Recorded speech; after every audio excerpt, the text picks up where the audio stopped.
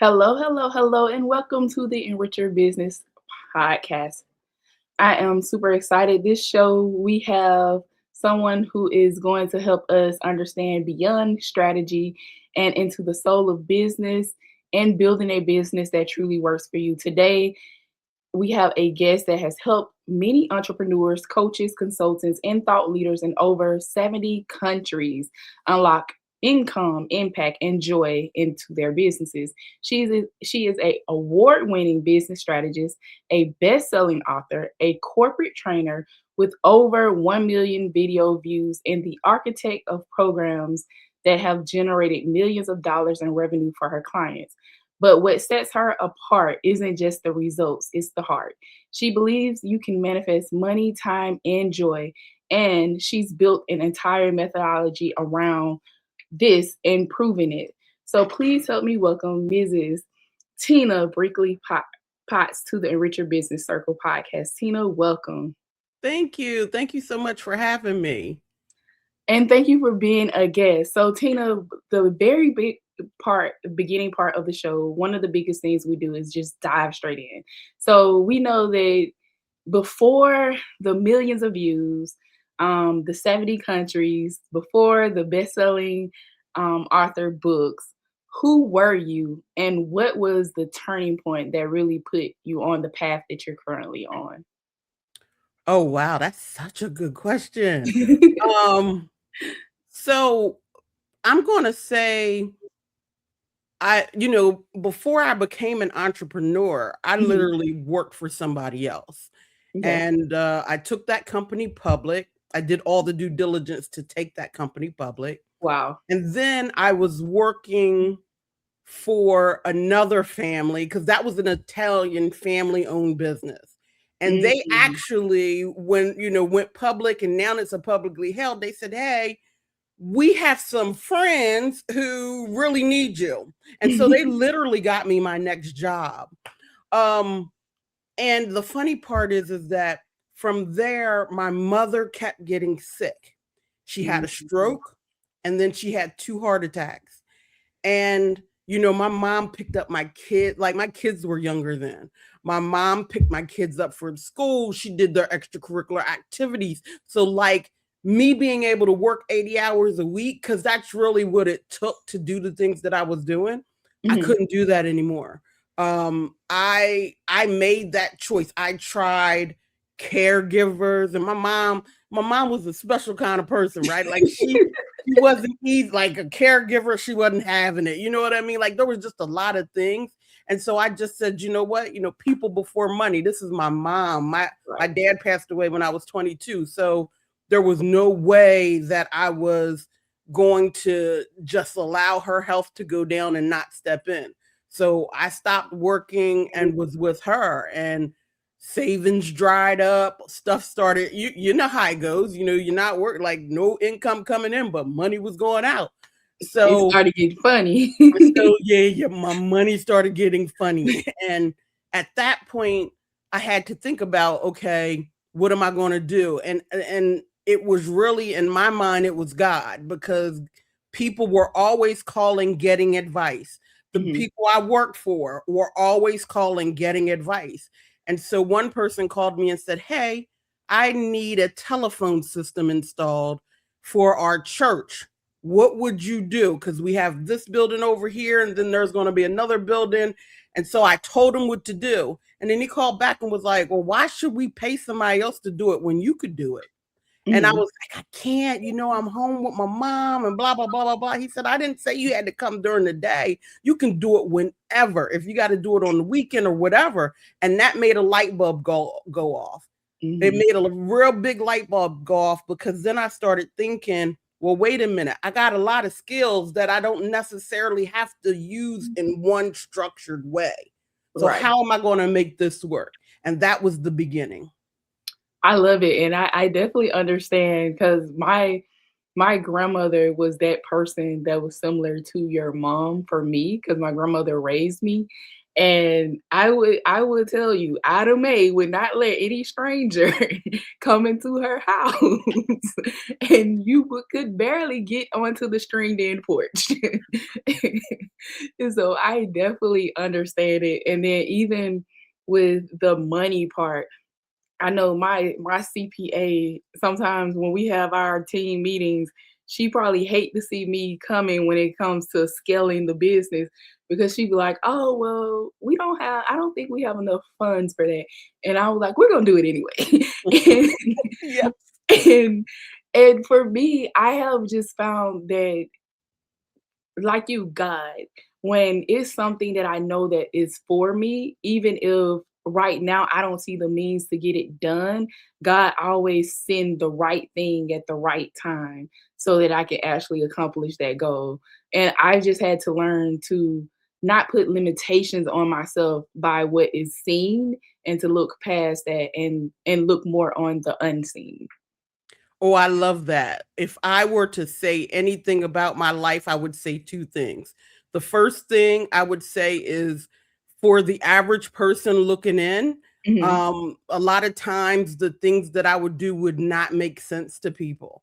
But, you know, when God whispers in your ear, I can't, it's a very hard thing to explain, because once you have that conviction that it didn't Mhm. come from you, then you do it, even if it doesn't, no matter how strange it looks. And then the second thing I would say is that my life was built for a time such as this, because Mhm. all of those things, like my mother has passed away since then, right? And like raising my kids, my grandkids, all of this stuff, automation, AI, whatever. I've, been doing all this for years. It brought me to this time. All Mhm. of those experiences, all of those skills, all of everything. And it's almost like God was saying, see, this is why that was important. This is Mhm. why that was important. Oh, you forgot you did that over here, and see how I'm giving you 10, 20 fold for that. Like it's just amazing when you allow yourself to be used. Mhm. Um, and you know what? I don't say it in a religious sense, because sometimes we get so caught up in some of what somebody else says. But when you have that direct relationship, and fundamentally things are always working out for you, Yeah. regardless of what's happening in that moment, you can count it all joy, because something is going to come from the other side of it. I'm not saying it's not painful right now, but Right. something. Yeah, I mean, you know what I mean? I'm not saying it's not painful.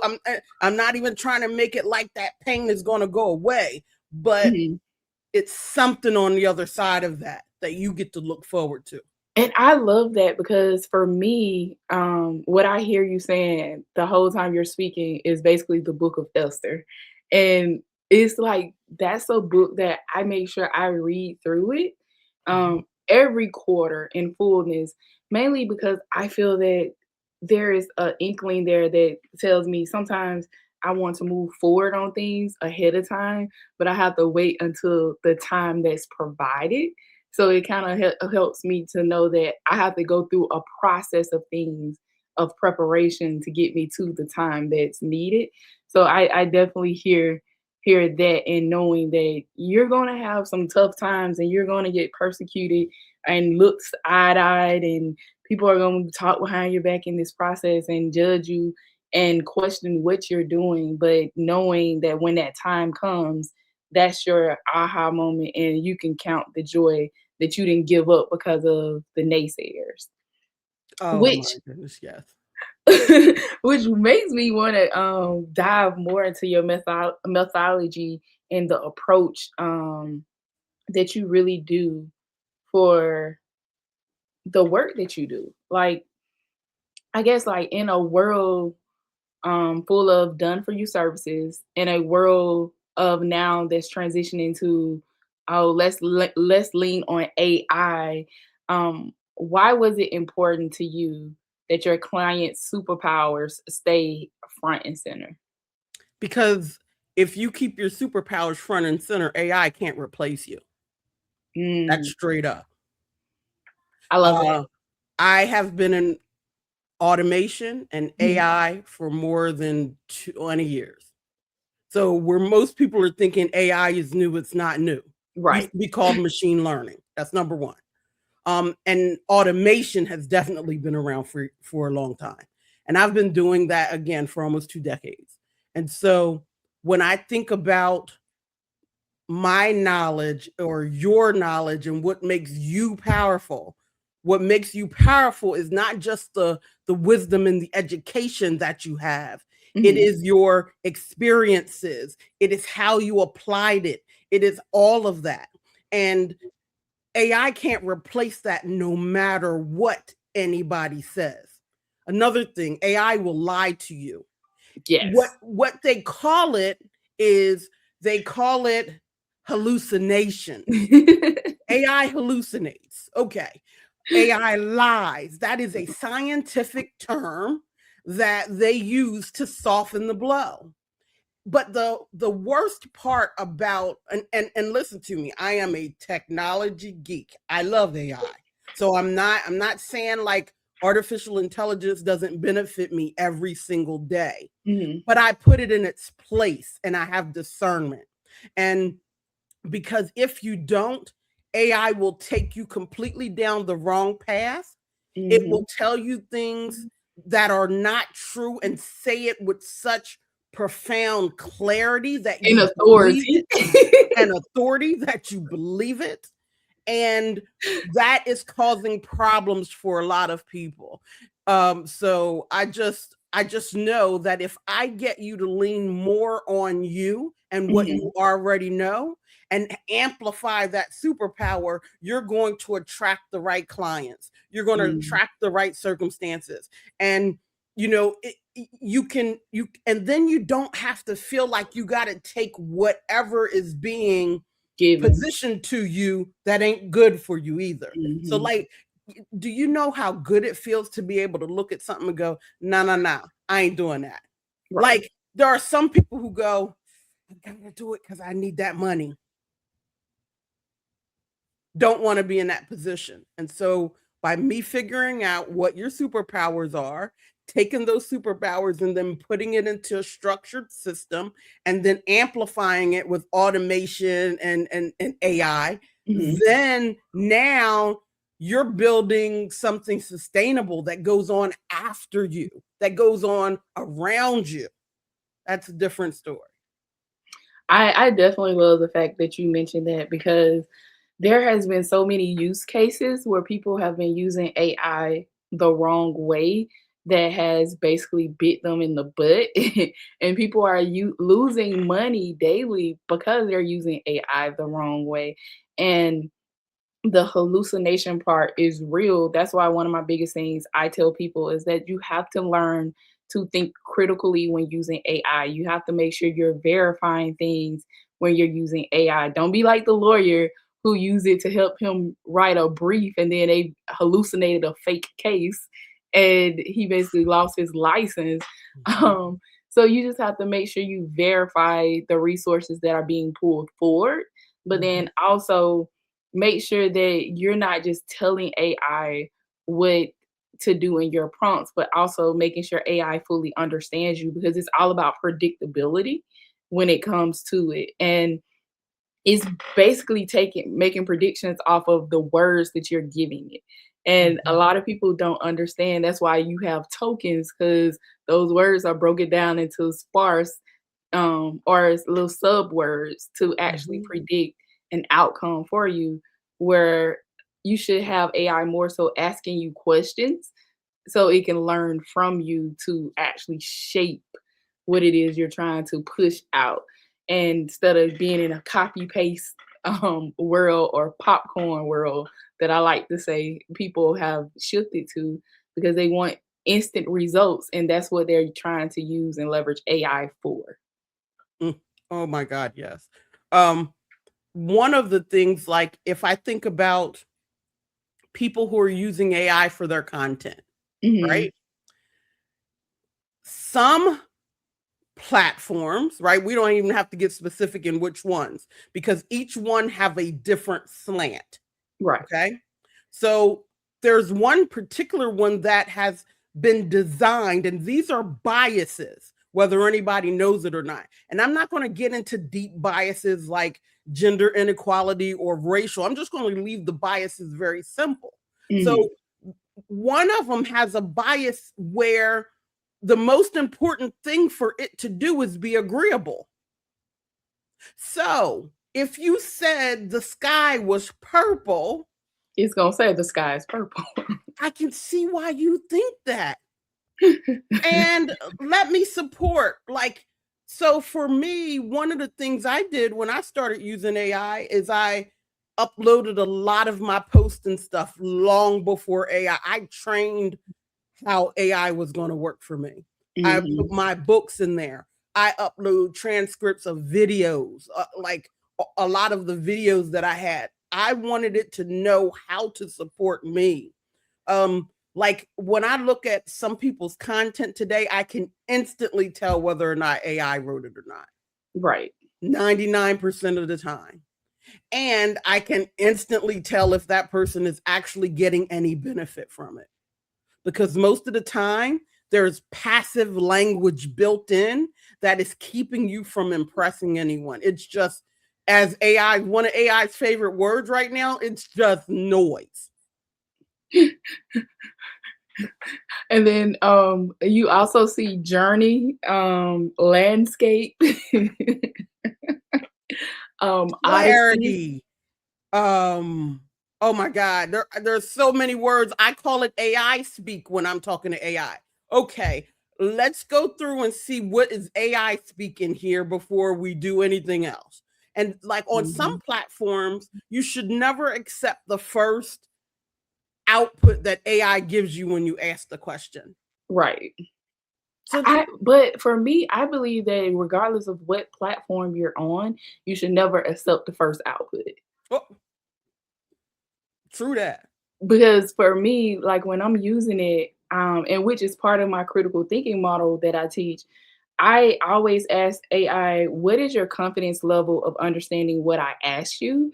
And then please ask me questions to make you even more confident so that your confidence score is at least 100. Mhm, And then I give it more information to make sure that it's where it needs to be. mhm, mhm. Like, and you can tell when there's some update, because I remember on one particular platform, I felt like I had it doing everything exactly the way I wanted it. And then I logged in one day and I was like, what is this? Did you get an update?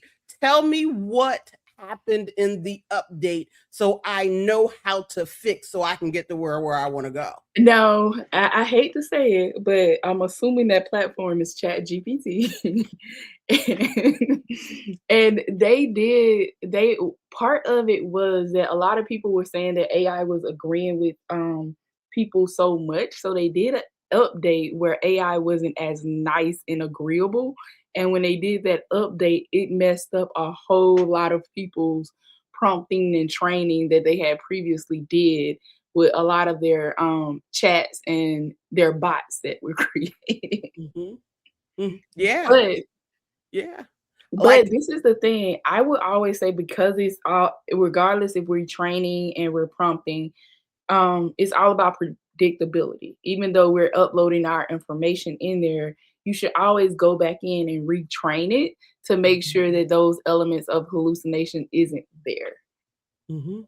And a Yeah, lot of people, they set it and let it stick, and that's the end all be all because there's a lot of people like, "Oh, this is the master prompt. You just upload it and you've trained your bot." And then people are using those quote unquote master prompts now and thinking that, "Oh, well, can't nobody tell I'm using AI." We can still tell. yeah, yeah, absolutely. I mean, I think about this on so many different levels because for I'm talking about content, Mhm. but like when you talk about research, when you talk about historical data, like it's just wrong. It has been trained on specific things that might not have been accurate.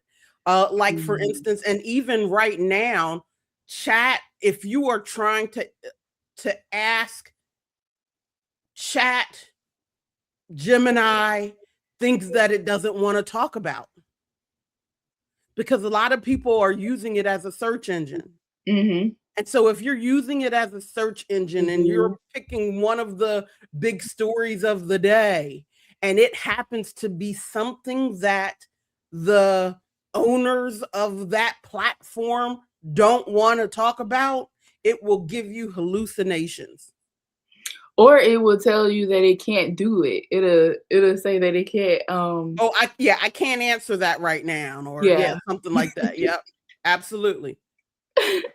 But I And mean, so, think of how dangerous that is in a time such as this, number one. But think of how dangerous that is where we have book bans happening, we mhm, have all of these different things. Whose truth is being carried in AI? right. That is so true. You know, I developed a concept for called pattern intelligence Mhm, that actually helps people when they're using AI in their business. Like for instance, in that use case you were talking about with the attorney um, who cited a case that didn't even freaking exist. Like how do you prompt to make sure that doesn't happen? What right. is your cross checks in your prompts to make sure that doesn't happen? Like one thing that happens in patterns and in data, you know, if you understand what you're doing, it can give you a beautiful truth that you might not want to see. But Mhm, you got to be willing to train that. And you also, you remember, you know, you might not be old enough for this though, but when I first got started in business, I was doing bookkeeping mhm, for my relatives. Even as a teenager, my relatives own a concrete company called Art Concrete, and they allowed me to come and work for summers. And I learned how to do bookkeeping for them. Now, when I learned how to do bookkeeping, it wasn't QuickBooks. oh, It no, it was that little foldable book that you gotta write it out. And hold on, so and even though I'm not, I still even though I have a CPA, I literally still do that. Okay, so because you have a CPA, we can use a lot of examples from bookkeeping and accounting. When you need to prove something. So for instance, when I ran had an accounting department underneath of me, my bookkeeper, when she entered invoices into our system that we needed to pay, she Mhm, also had to run a calculator tape on those same invoices to make sure that the total matched what she put in. That was our safeguard to make sure nothing fell through the cracks. If this is what it says on paper, if it says $20,000 worth of bills on paper and your report comes out and it says 19,804, that mhm, means you missed something somewhere. And yeah. so then how do you go and prove that? Right? Right, and then That I used to I used to laugh because the calculated, tape that you're talking about, it was like this little calculator with a roll of paper. I know I'm And you telling my age. It's all right. It's all right. and you would take that off and put and I the reason I remember is because during the summer times, I used to help with different things like that too, and there was a corner store that I would um the old lady out with sales because she was my grandmother's friend. Mhm. And I definitely remember those days. It used to get on my last nerves because if you messed something up, you had to start all the way over from the beginning. And I was Mhm. like, are you serious? Yeah, So but that tape, right? Think about what that tape also does.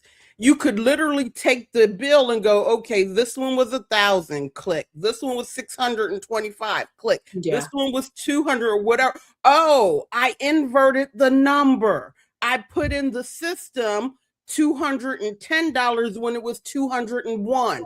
There's $9 difference right there. So now you Mhm. can start finding your mistakes. There are ways right now to do that with AI, but most people don't teach that because right now it is speed to implementation. And Right.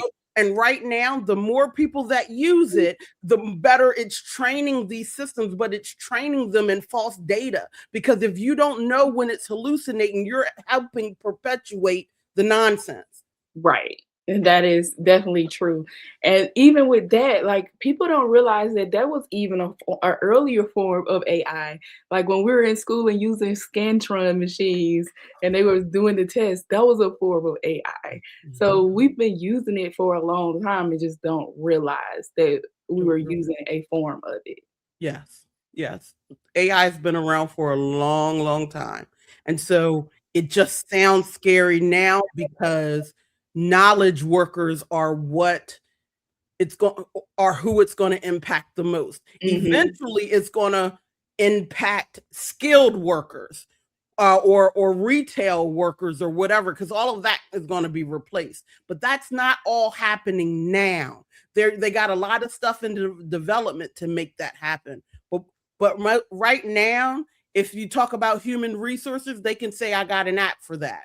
If they talk about whatever, anything that you're really going to school for a 4-year degree, computers, programming, this, that, and the other, AI is learning to replace those jobs.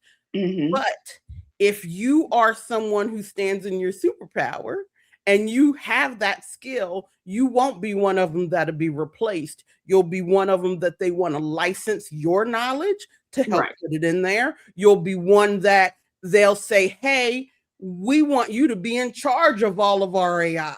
Like there's so much different ways that you can make sure that you are not the person that is being replaced. But a lot of people aren't telling that.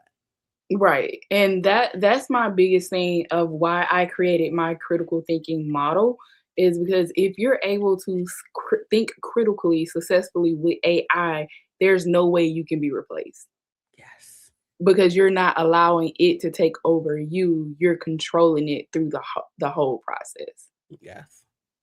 But I do know, like with your model that you created, my next question I want to ask, because a lot of people be like, "Oh, I've created 3 streams of income," or "I've created 5 streams of income," or "I've created 6 streams of income."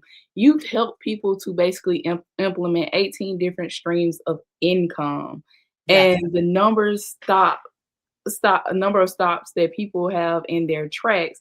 Can you walk us through like what that looks like or how to even begin to think about creating 18 streams of income? Because I've gotten to 7 and I've stopped, but I haven't pushed past like 8 to like 10 or 12 or even 18. I haven't even Mhm. thought about 18.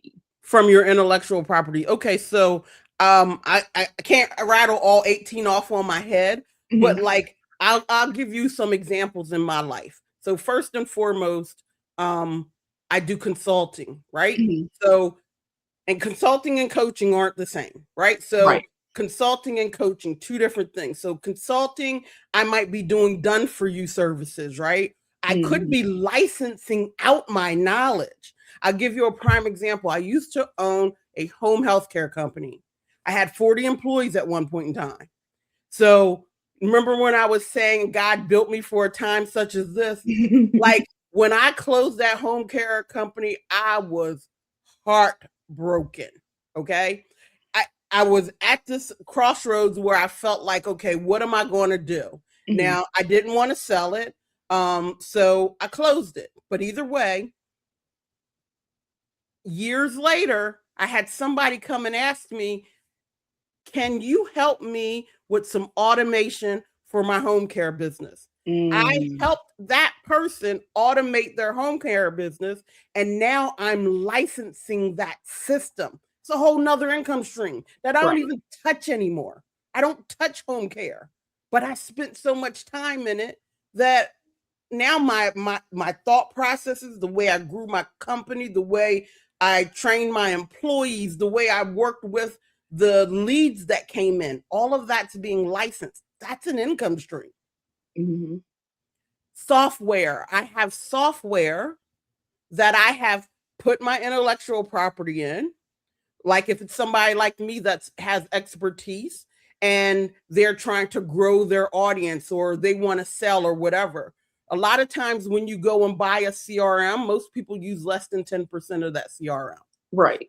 And they don't even know what to, most of the time, they don't know what to do with the CRM portion, because sometimes people mistake email marketing for CRM. Those are not the same, they're components, right? So I've licensed where if you are a coach and you want to grow your business, I'm going to give you from beginning to end on a client journey that we're going to bake it into your superpowers. So now you now have everything from beginning to end to start selling and whatever. That's a whole nother income stream that I don't have to babysit. It takes a while to set them up. I'm not sitting here acting like, because I'm never going to be that person that is telling you you can spend 2 hours and it's just gonna, no. This takes time to set up properly. But once you set it up, I've always said, for every hour of automation that I do, I get at least 1,000 hours back. And that's a big deal. That is. I definitely love it. Out of all the income streams that you've worked on or helped to build, which one tends to surprise you the most? Oh, honestly, books. Really? Yeah, because books, if you write them correctly, they last the test of time, and they can feed into all of your other income streams. That's true. So think about it. You write the book once and you can sell it infinite amount of times. Yeah, it's evergreen. It's evergreen, right?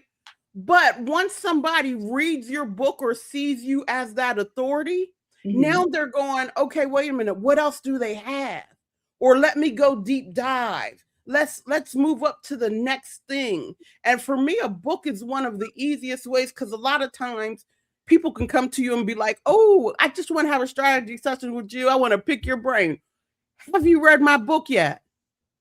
And they'll go, no. And I'll go, okay, well, here, go get this book. And then come talk to me. Come back and tell me what's the most important part that you feel like you need to implement in your business. Now, if they take and do all of that, I'm willing to give them that strategy session, but not before. And it took me a long time to get there.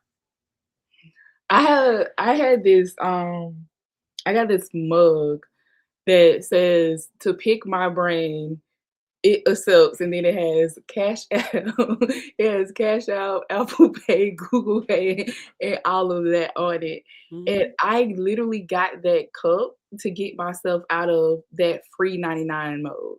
Because as business owners, a lot of times we get into a mode of, oh, we got to give so much. I can give you a lot of information, but just because I give it to you doesn't mean you're going to necessarily be able to execute it. Absolutely. And you're going to need guidance on execution. So if that's the case, you can always watch the resources that are already out there and then come talk to me when you're actually in that execution stage. Yeah, absolutely. That is a book, even in today, even with AI, a book compounds your income. Now, a lot of people don't know how. They write the book and that's it. And they think, okay, it's not working. But a book really compounds your income. And I definitely agree with that, because I know, like, if I go present somewhere and then they see that I'm an author and they'll be like, hey, what are your books? Or they'll ask what books I have after presenting. And I can see like the sales spike after me presenting in that book. And then you didn't have to do anything extra to get those sales, right? Like, right. Yeah. And then I one of my biggest things that I learned in helping people market their book was that a lot of people are self-publishing using Amazon, which I don't have anything against Amazon. But if you're going to do that, you need to buy or purchase a separate ISBN number outside of Amazon so that you can actually put your book on multiple platforms platforms to expand your sales. Mhm. And people are putting their books on Amazon, and it's like, why aren't my sales going well without ads? It's because your ISBN number doesn't transfer outside of Amazon. Ooh, that now you know how many other revenue streams you probably just hit and all of that? So, like, for instance, and I'll give you a prime example, like, my publishing company, I own it. I publish my books, I use Ingram Spark now Mhm.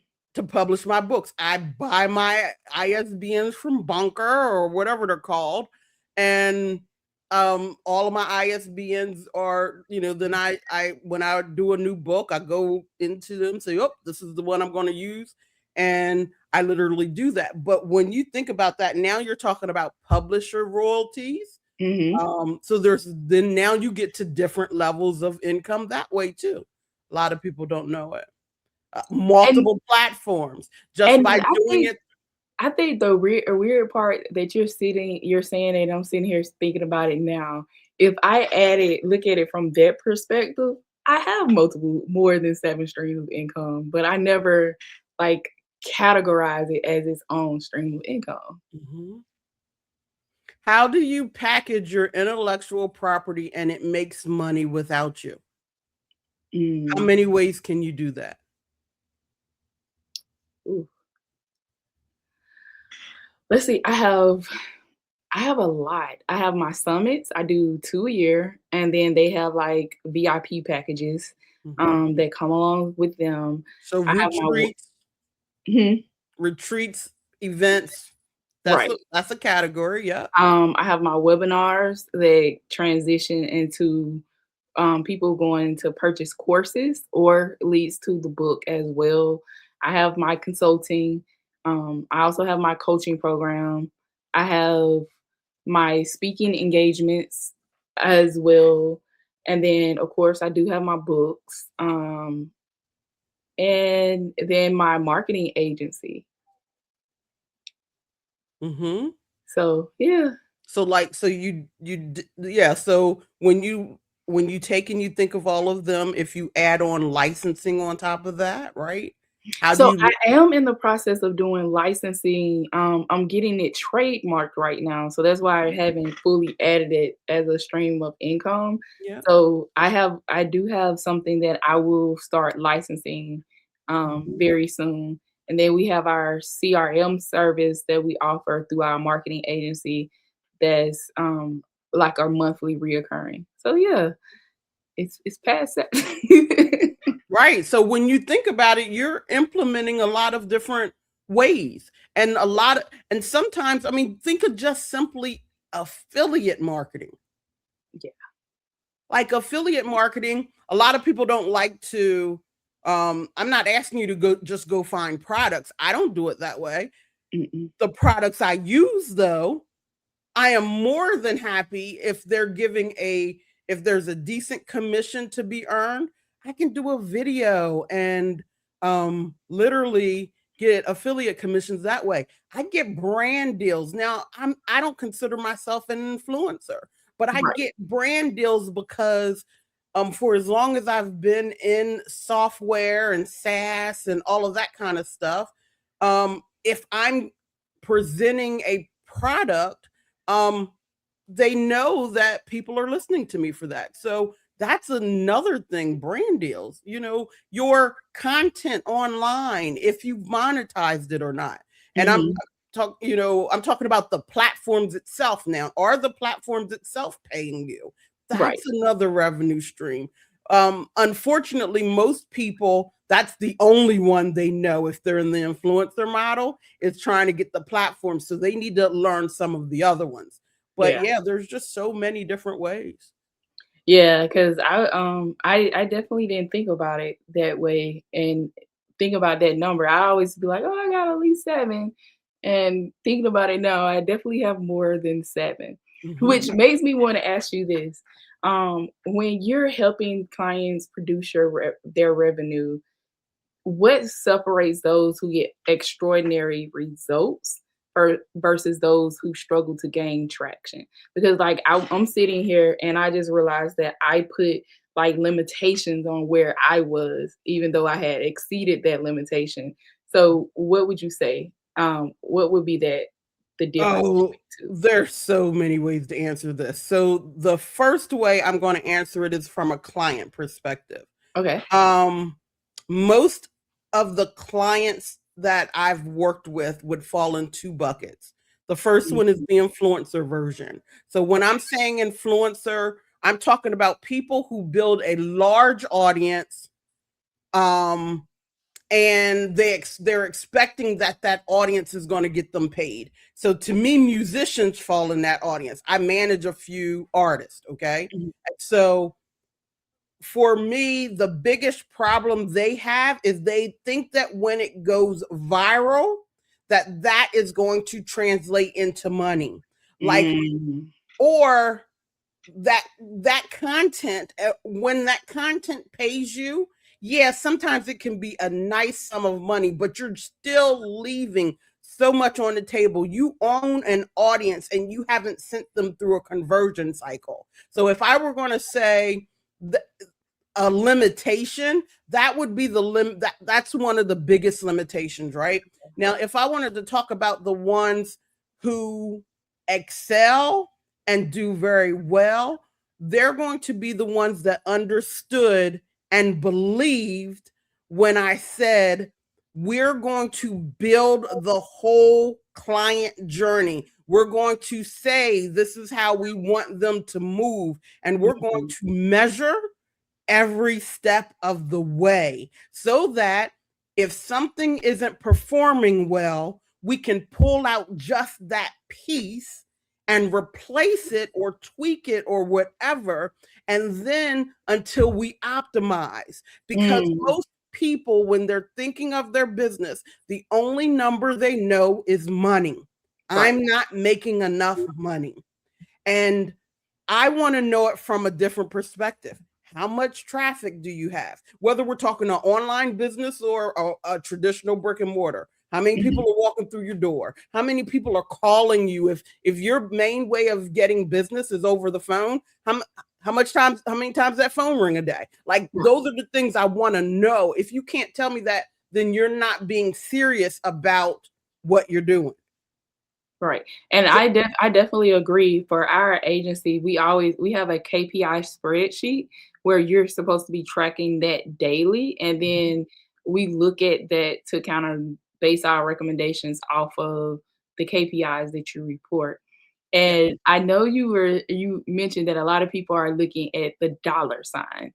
And many times, well, you've used the word manifest intentionally, and then you've used the phrase money, time, and joy, which is something that most entrepreneurs, they chase it, but they feel that you can only have one at a time. You can't have all of them at the same time. Yeah. What is the myth behind it that people all often fall into that you think? And what do you tell a person who hears this that are skeptics of saying, oh, well, you can't intentionally manifest something, or you can't have money, time, and joy at the same time?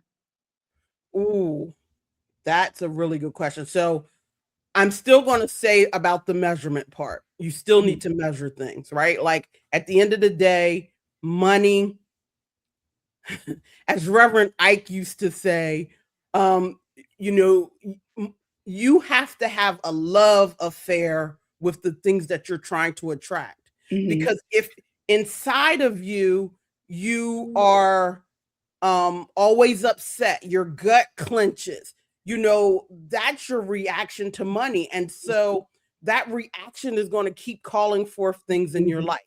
I Mm. believe that a lot of times you have to retrain yourself. I am not one of those airy fairy people that are saying, I just want you to think about it, because you could think you're thinking about money and you're actually thinking of the lack of it. You're actually Mm. thinking of not having it. And there's a difference. There's a difference. Um, there's a difference. What you concentrate on does grow. That, like, you can, neuroscience tells you that. Right. So if you think I'm sitting here every day and I'm thinking, Oh, but I don't have any customers. You're thinking about customers, so you thinking you should be getting them, but you're really thinking about I don't have customers. Um, so that's the first myth. But the second myth that would go in conjunction with that is you must take action. Like, Mm, you know, what I believe happens is I believe that we are receivers. I believe we're emanating a vibration, but then we're receivers. And sometimes, like I said, God will tell you things. I don't care what you call it, God, source, universe, whatever. I don't care what you call it. But you will get your next right action. And a lot of times you might question it because you don't think it's the direct thing you need to get you to that result. mm, There's been times when for whatever reason it's like, oh, I want to go to the store. I wasn't thinking about going to the store, grocery store, but all of a sudden I'm going to the grocery store. And when I walk in that grocery store, I end up talking to somebody and that person becomes a client. Like, had no idea that that person was going to be there. A lot mm. of people was like, oh, well, that's just coincidence. No, I No, listen, I listen, I listen, and awesome. I take action. I definitely love that. So I want to hop into our rapid fire round. I'm going to ask you 5 questions and you just give me an answer really quick. They're simple questions. Mhm. Um, and then we can go from there. One book every entrepreneur needs to have read right now. Mm. Well, I'm not going to say my books because that's what I would say. But my one of my favorite books is The Go Giver. Okay. Mhm. Best investment you've ever made. Um, for business, Either or. um, I would say my best investment is traveling, seeing other parts of the world. Morning routine or night routine? Which one do you actually live by? Both. Okay. Finish this sentence. The biggest lie about entrepreneurship is Biggest lie about entrepreneurship is the Instagram version. I agree. And when you hear the word enriched, what does that one word mean to you? Go deeper. Mm. All right. And our final question, as we wrap up for today, is what piece of advice do you wish someone would have given you at the beginning that you can now share with your clients? Oh, the person actually gave me the advice, but I didn't listen. I was there's a lady named Dr. Cynthia Barnes in New York City. She's a Mhm. psychiatrist. And I was with her in Sag Harbor, and I was still very much questioning myself and questioning who I am, thinking that I needed to go back. I wanted to go back and finish law school. There was so many things I wanted to do. And she kept telling me, what you have right now, all of the people that you're talking about, what you got, you need to amplify and continue with what you got.